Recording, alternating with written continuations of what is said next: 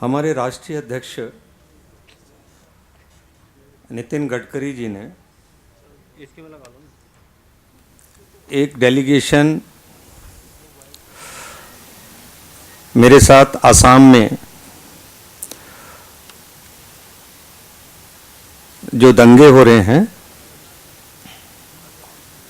उसका जायजा लेने के लिए भेजा था, जिसमें मेरे साथ किरण महेश्वरी जी, विजया चक्रवर्ती जी, श्री अजीत भट्टाचार्य जो हमारे असम के जनरल सेक्रेटरी हैं, दिलीप मौरान जो हमारे एमएलए हैं, फनिंदर नाथ शर्मा जो हमारे ऑर्गेनाइजिंग सेक्रेटरी हैं, और रंजीत दास जो एमएलए हैं, और देवशा सूर इसमें थे। किरण महेश्वरी जी और विजया चक्रवर्ती जी ने चिरांग का दौरा किया था। मैं कोकराझार और आसपास के क्षेत्र के अंदर गया था। असम में अभी भी तनाव की स्थिति है। जब हम लोग गए थे तो हमने वहाँ minority community, Bodo community, all Assam Bodo students union, Koch Rajbanshi students union, Bengal student federation और बोडो टेरिटोरियल ऑटोनोमस डिस्ट्रिक्ट के पदाधिकारियों से बात की। बात करने के बाद मैं जिन परिणामों पे पहुंचा हूं, हमारा प्रतिनिधिमंडल, असम की स्थिति आपके सामने है। अभी भी आर्मी पैरामिलिट्री फोर्सेस की तादाद बहुत ही कम है। मैं ही कम लगा रहा हूं, बहुत ही कम है, जिसको बढ़ाए जाने की ज़रूरत है। जो लोग हमारे हैं उनसे, जो हमारे अभी लोग वहाँ पर हैं, उनसे भी मैंने अपडेट लिया है। बड़ी बात यह है कि ये जो फ्लैग मार्च आर्मी कर रही है और ये जो फोर्सेस हैं, ये केवल मेन रोड्स के ऊपर हैं।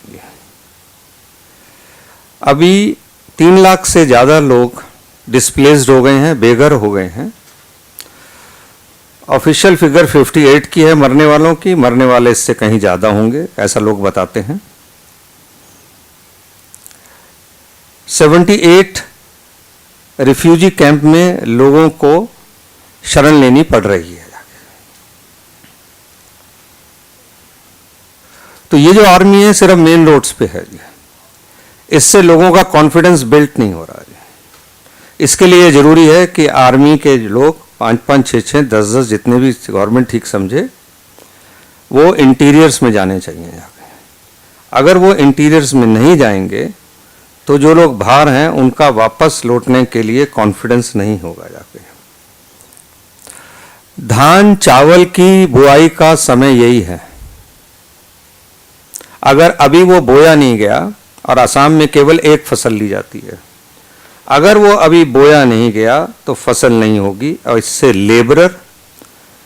लेबरर और जो जमीन का लैंडलॉर्ड है, दोनों के लिए समस्याएं हो जाएंगी यहाँ पे। इसलिए आर्मी को अंदर जाना जरूरी है।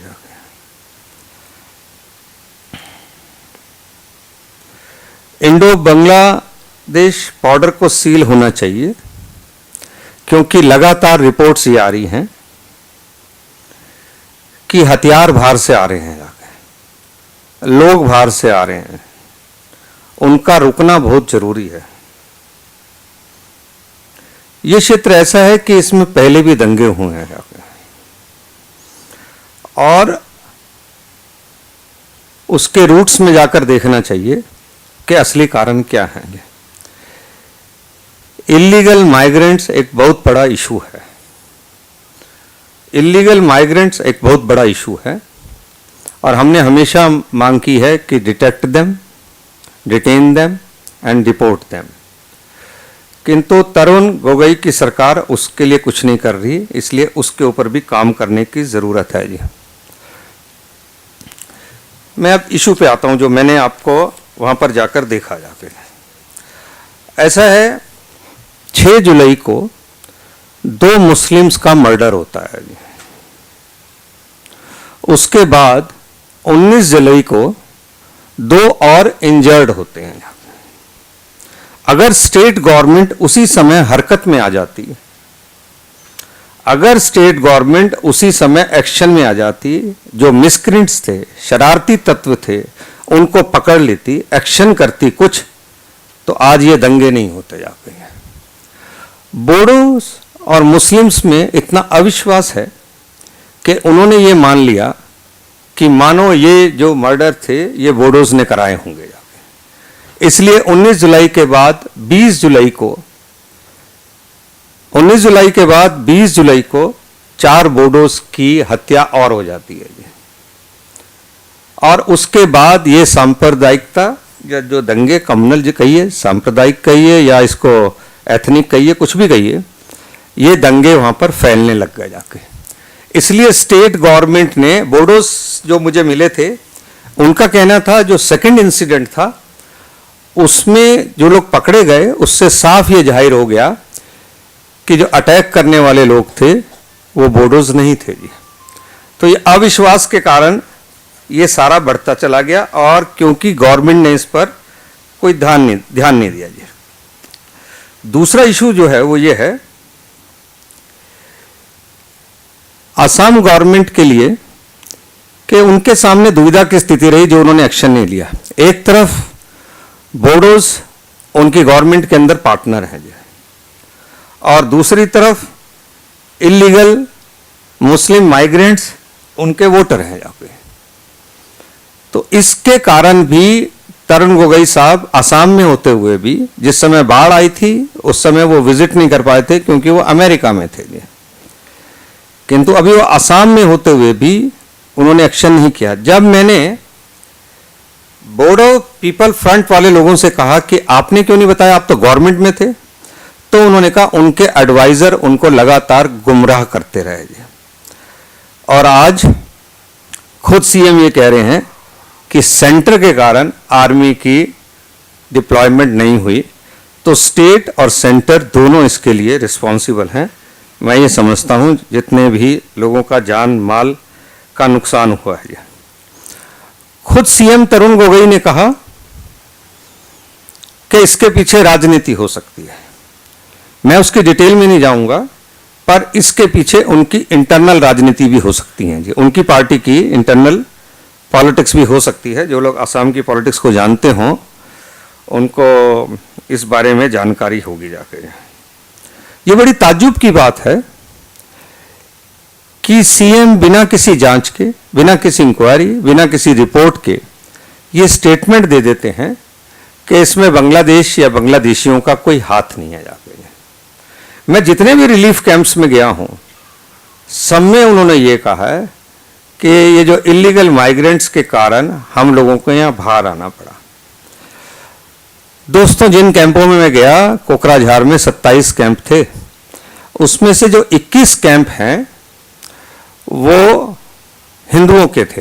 हिंदू कहो आप उनको, नॉन मुस्लिम कहो, क्योंकि जो उनका सर्कुलर है गवर्नमेंट का उस पर लिखा होता है बोडो और दूसरी तरफ लिखा होता है मुस्लिम, और 5 मुस्लिम के कैंप थे।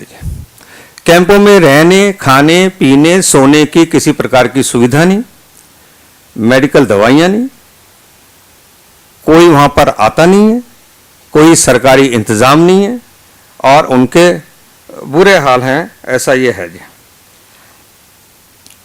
मृणाल हजारिका जो कि प्रो उल्फा टॉक के हैं, उन्होंने सीधे सीधे आरोप लगाया कि बोट से आर्म्स आ रहे हैं। हमारा कहना यह है कि उनकी स्टेटमेंट को और जो उन्होंने कहा है उसकी जांच होनी चाहिए। चिरांग जिला के डिप्टी कमिश्नर ने कहा, आई एम हेल्पलेस, मैं मजबूर हूं, मुझे किसी प्रकार की मदद नहीं मिल रही है। बोडो पीपल फ्रंट्स का कहना यह है कि सरकार अगर सही कदम टाइम पर उठा लेती तो इतनी नौबत नहीं आती है जाके। और मैं समझता हूं कि ये सारी समस्या जो है इलीगल माइग्रेंट से काफ़ी पहले से जुड़ी हुई है, और इसलिए समस्या का समाधान भी तभी होगा जब भविष्य के अंदर इसके ऊपर ये सरकारें जो ध्यान देंगी।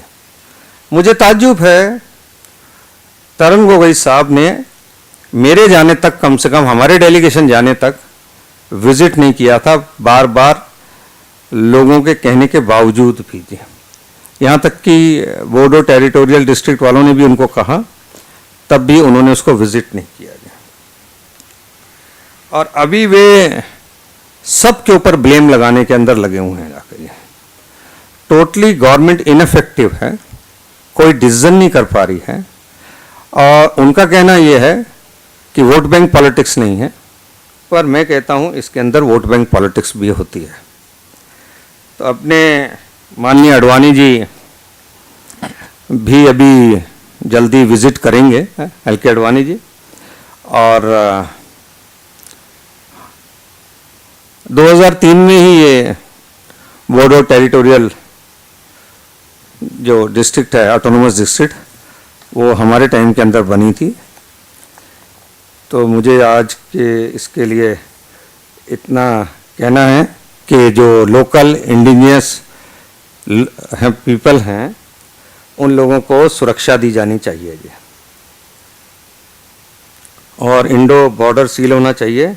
और इनके अंदर घुस के सिक्योरिटी नहीं दी गई तो लोग लौटेंगे नहीं जल्दी से ज़्यादा।